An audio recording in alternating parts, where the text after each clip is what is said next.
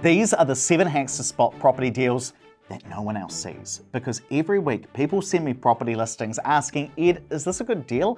And 90% of the time I've got to say the answer is, well, I wouldn't buy that. Not because it's a bad property, but because it's not a good deal. So in today's episode of the Property Academy podcast, you're going to learn the 7 hacks to find property deals that others often miss, and make sure you stay around until hack number 7, because that's the one to tell if a property is a deal or a dud. Now, Andrew, tell me, what is the first one? Number one is just forget everything you know about property, because for most Kiwis, their experience with buying a property is looking for something for themselves. That's the property they live in, or maybe it's the property that they rent at the moment, and so they apply all those home owner or where I'm living mentalities and mindsets to getting an investment property. So they can go out and they look for properties and they think, oh, I like a house with a pool, or I want a big backyard. Surely that's what everyone wants. They want a walk-in wardrobe. Tenants are going to want that. And sure, tenants absolutely probably want all that, but what they care about is actually the financial aspect of it. Like, tenants are more price sensitive than they are pool sensitive. So you need to take away. You like that one, did you? Did you make that up yourself? Yeah. Well, that's What quite do you mean clever. I make it up myself. Oh, I emailed Jerry Seinfeld for a quick briefing of my notes. Anyway, they apply their personal preference as a reference point of what's going to make a good investment. And that's a big mistake, because you are not your ideal customer. I'm working with an investor right now. Really nice guy. He listens to the podcast, so you might know that I'm talking about you if you are listening to this. And we've been working through investments for him and his wife. Now, his situation is they live in a really, really high-end house in Auckland, and they've got a lot of money. And so as a result, they're applying what they're used to buying a rental property. And so the property that we've looked at as an investment so far is definitely at the more bougie end of the spectrum than a normal investor.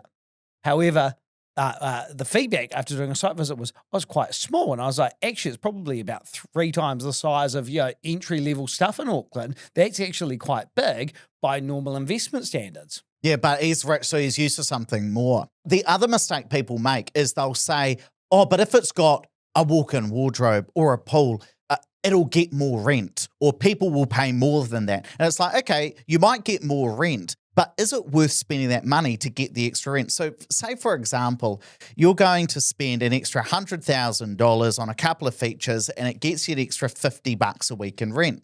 Well, all up, that's only $2,500 per year. So your marginal yield on that is about 2.5%. Now, that's actually a very poor return on investment. So it's always, you don't just want to look at what will somebody pay more for, or will I get more rent? It's about, yes, but what does it cost you to get that extra rent as well? And I think it's very similar to first-time investors who get into the share market. So somebody might look out at all of the shares, all of the businesses they could purchase a share in, and they say, well, I know my food bag and I use it, I like it. So if I like it, there must be lots of other people who are going to like it, and so they're going to buy it, and surely that business is going to go really well.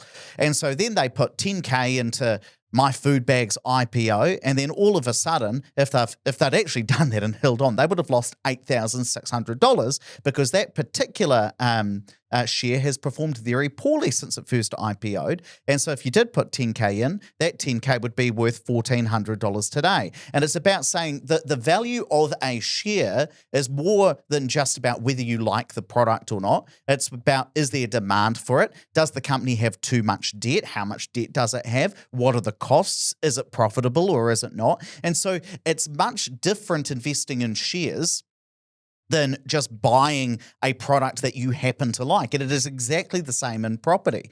You've got to look at what is the cash flow.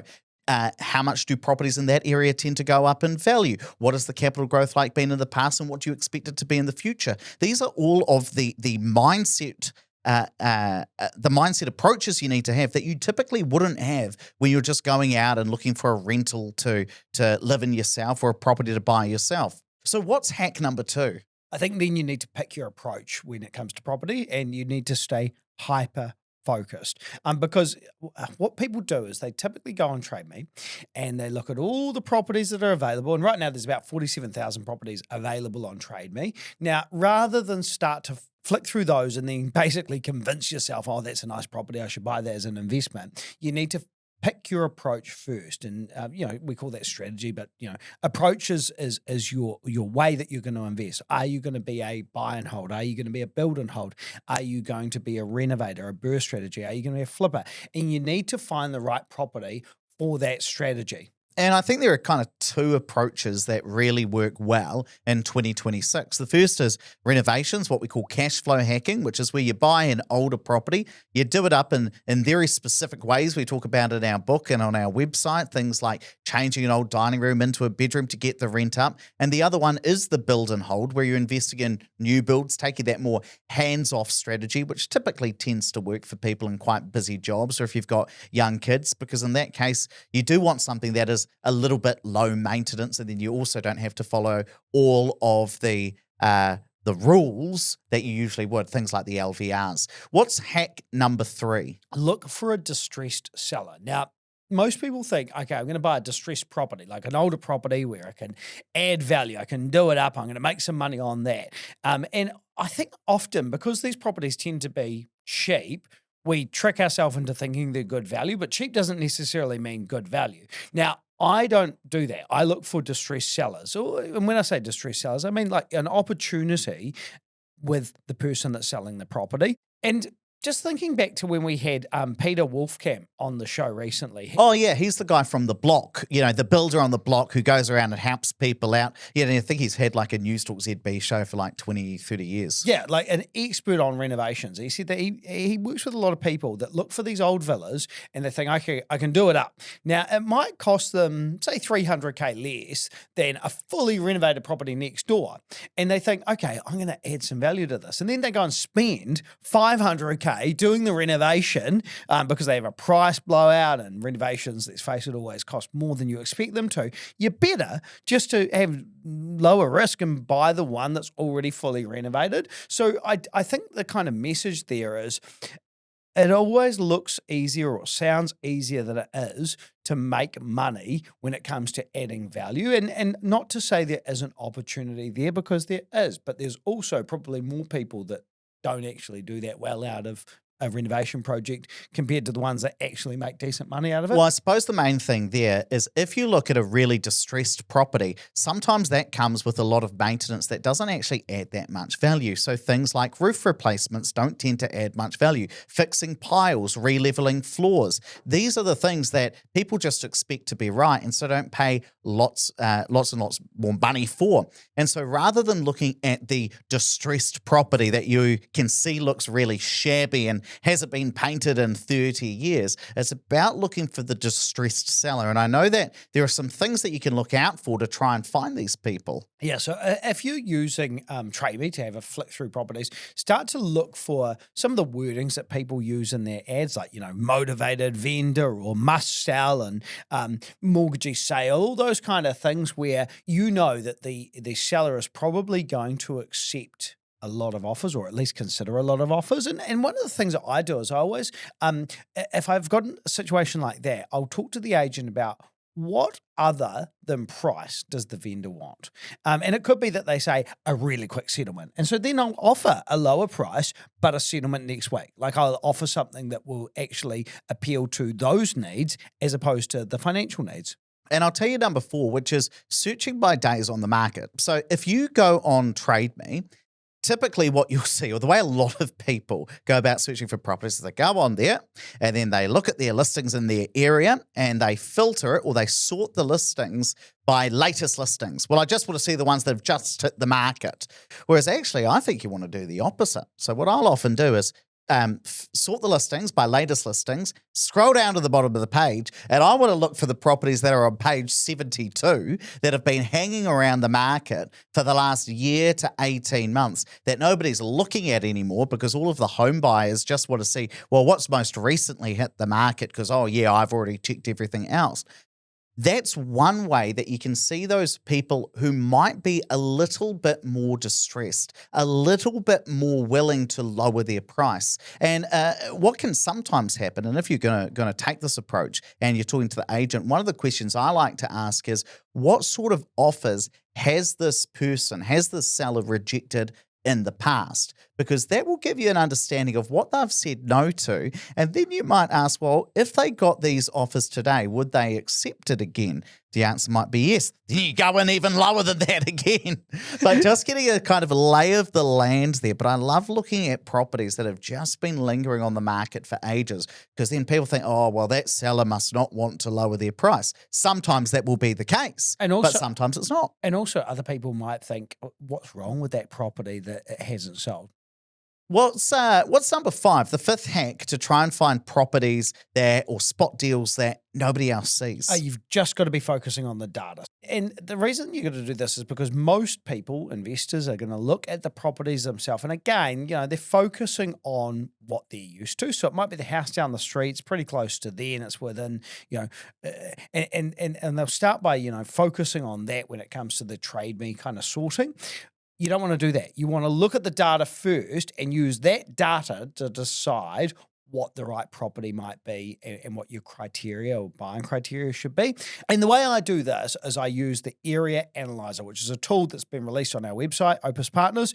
And I want to look at where an area is in its property cycle, like an opportune time to be buying in that area. Because, often areas all tend to go up by similar rates over the long term, but I'm not interested in that as an investor. I want my growth to occur as quickly as possible at the start, because I want to then use that money, those increases, to leverage to my next property. Plus, it always feels so much better to get the growth at the start rather than dip at the start, even if it does average out over the long term.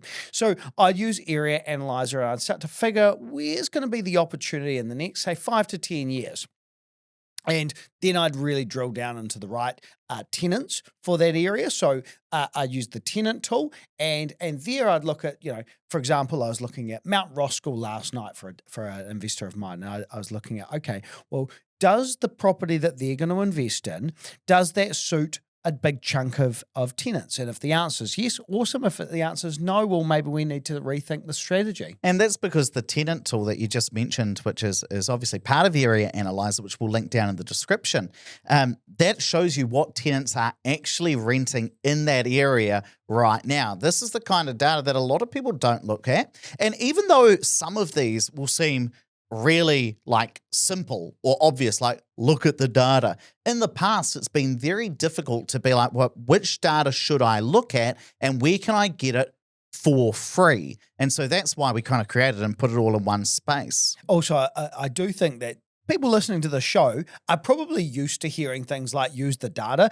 but I can promise you, after years of working with thousands of investors, most of them might say, oh yeah, I use data, but the data they might use is the yield. That's not the data. Or what's the average price in the area. And the reason we keep banging on about this is because it's quite hard to actually follow all of these hacks, because you have to change your behavior. If your behavior is such that the way you start looking for investment properties is you go on Trade Me, realestate.co.nz or OneRoof, you type in your area or areas you're familiar with, and you say what's available, and you start looking at photos. That is the default way that most of us have learned to buy and search for property, because there's only been 3 big websites in New Zealand that help you find these listings. And so if you want to invest in property, the first place most people go, oh, well, I'll just go see what's available. That's actually the worst way you could start looking for property. You want to follow these hacks, and it is going to take some time or some effort to start investing this way, because it's not your usual way.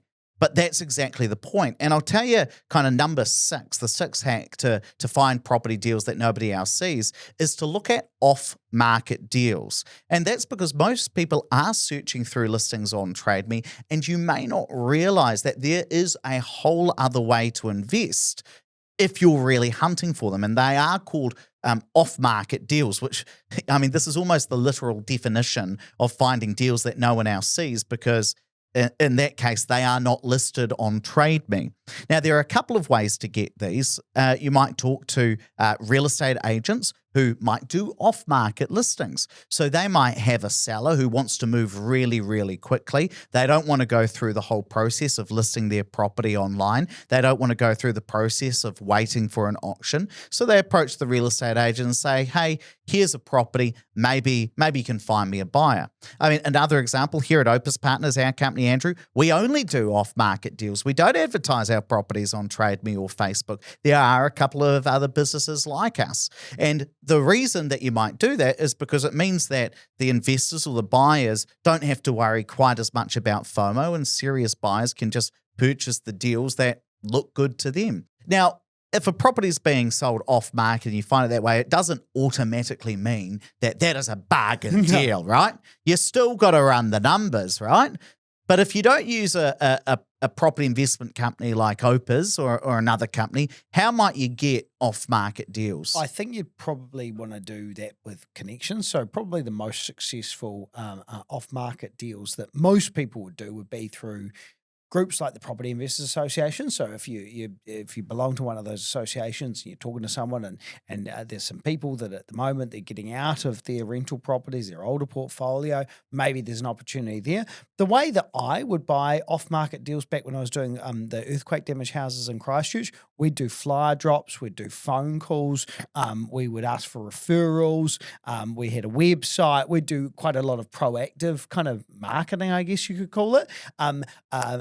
But that's probably if you wanted to at a larger scale. But having said that, even some smaller investors that I know of, they might do flyer drops in the streets that they really want. Handwritten notes always work a treat, something like that, or just door knock. I'll tell you one little story about that. Me? No, this one's actually not about you. So I knew an investor who was going around doing handwritten notes. Now, it wasn't handwritten. He handwrote one note and he photocopied it all, and he went and he dropped them off in all of these letterboxes. Now, in the letter, it said, your property has good bones, or I can see that your property's got good bones. And one person who he dropped this letter into the box of called him up very upset because he thought, well, how do you know it's got good bones? You must have been on my property when I wasn't there.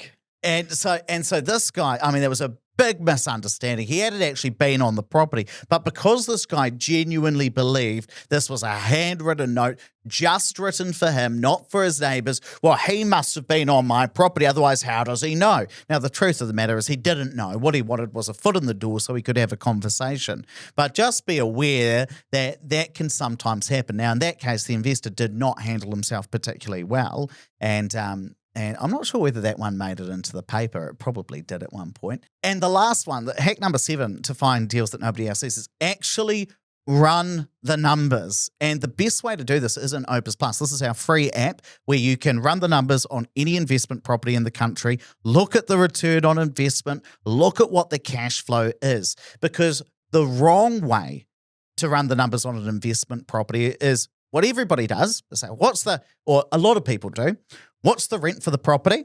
Okay, and then you go, mortgage calculator. You go to Google, mortgage calculator. Well, how much mortgage am I going to get? Okay, what's the payment? The rent covers the mortgage, so it must be a good investment. That is not how you run the numbers. So many people say, like you said about the data before, oh yes, I run the numbers. I looked and the rent covered the mortgage. But the mortgage could be very high or very low, depending on how you set it up. If you use a big cash deposit, your mortgage is going to be very low. If you are trying to pay your mortgage off over 10 years, your mortgage could be very high. That is not the right way to see whether an investment property works or not. We've got to factor in things like rates and insurance and maintenance, and we've got to run these numbers in a robust way. And the best way to do it is in Opus Plus, because this is the only app in New Zealand that I'm aware of for long-term property investors where they can analyze whether that long-term property is a good deal or not. So we'll drop the link down in the description as well, so you can join over 32,000 investors now who are using Opus Plus to run the numbers on their properties. But I've just got to say, Andrew, the mistake that people make is finding an investment property like Tinder, like a dating app, where it's just, you're on your phone, rather than swiping left or right, you're swiping up on Trade Me. Just swipe, swipe, swipe, what's out there, swipe right on like the look of photos to that. go through. What's that? I like the look of I that. like that. Add to watch list. Good bones. Or it's on my watch list. It added me back. It wants me too. But if you start using all 7 of these hacks, it will change how you invest in property. The difficulty is having the stick-to-itiveness to actually say, this is how I am going to invest, because it will feel very strange, because looking for an investment property is very different from finding a property that you yourself want to live in. Now, spotting a good deal, it's not about luck. It's about having a system, knowing what to look out for and what to ignore. And if you want to go deeper into how to manage your money and avoid the traps that quietly drain your wealth, make sure you watch this next video with the 5 money rules that everyone breaks. I break down what those money rules are that people break and exactly how much it's costing you. Click that now and I'll see you in there.